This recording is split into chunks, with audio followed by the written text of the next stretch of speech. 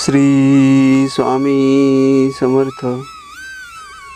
प्रिय भक्तांनो, आज आपण पाहणार आहोत स्वामी चरित्रामधील स्वामींचा मालोजी राजेंना उपदेश ही परम पवित्र कथा. भक्तांनो, स्वामींच्या कथा ऐकणे ही एक प्रकारे स्वामींची सेवाच आहे. स्वामींची सेवा केल्याने जीवनामध्ये सुख, समाधान, शांती प्राप्त होते. मनातील इच्छा पूर्ण होण्यास मदत होते. संसारातील अडीअडचणी दूर होण्यास मदत होते. याचा लाखो लोकांना अनुभव आलेला आहे. अशा या परम पवित्र कथेला सुरुवात करण्यापूर्वी कमेंटमध्ये श्री स्वामी समर्थ असे लिहून स्वामींचे आशीर्वाद मिळवूयात आणि चॅनलला सबस्क्राईब करूयात. श्री स्वामी समर्थ. राजा व रंक महाराजांना सारखेच होते. अक्कलकोटचे न्यायाधीश, मामलेदार, फौजदार, फार काय खुद्द राजेसाहेब यांसही श्रीमुखात खाण्याचे प्रसंग अनेक वेळा आले आहेत.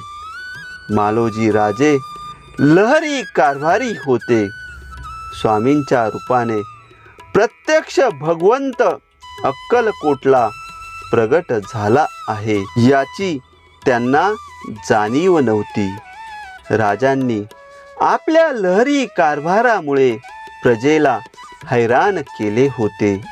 एकदा राजे स्वामींच्या दर्शनाला हत्तीवर अंबारीत बसून मिरवत तेथे आले. त्यांना अहंकाराने, मानवी राजवैभवाने तेथे मिरवीत येण्याची जरुरी नव्हती. स्वामींच्या समोर येऊन दर्शनासाठी ते खाली वाकले. समर्थांना त्यांच्या वैभवाचे प्रदर्शन आवडले नाही, म्हणून त्यांचा चेहरा चरणाजवळ आला. तेव्हा स्वामींनी त्यांच्या गालावर जोरात थप्पड मारली. ते मागच्या बाजूस खाली कोसळले. सर्वजण पाहतच राहिले.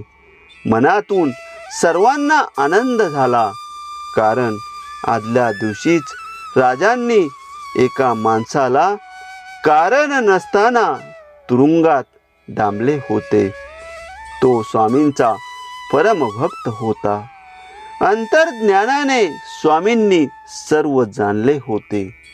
त्यामुळे राजावरील राग अशा प्रकारच्या शासनाने त्यांनी दाखविला. स्वामी राजाला म्हणाले, अरे, तू तर बुद्धिबळातील एक सामान्य राजा. तुझे हे श्रीमंती मोठेपण घरीच ठेव. माझ्या समोर काय तू तुझे वैभव मिरवतोस? असे बुद्धिबळातील राजे मी रोज निर्माण करतो.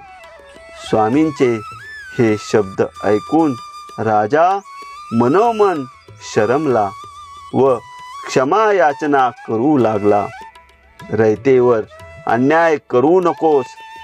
त्यांचा मुलांसारखा सांभाळ कर.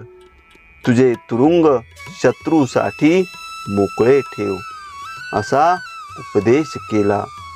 तेव्हा राजे मान खाली घालून लवाजम्यासह तेथून राजवाड्यात परतले. भक्ताने मनातील अहंकार दूर करता भक्तीचा उदय होतो. भक्तांनो, अशा प्रकारे ही परम पवित्र कथा संपन्न झालेली आहे.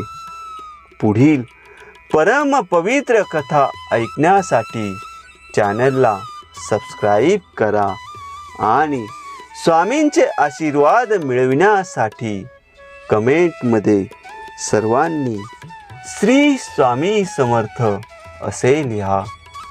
श्री स्वामी समर्थ.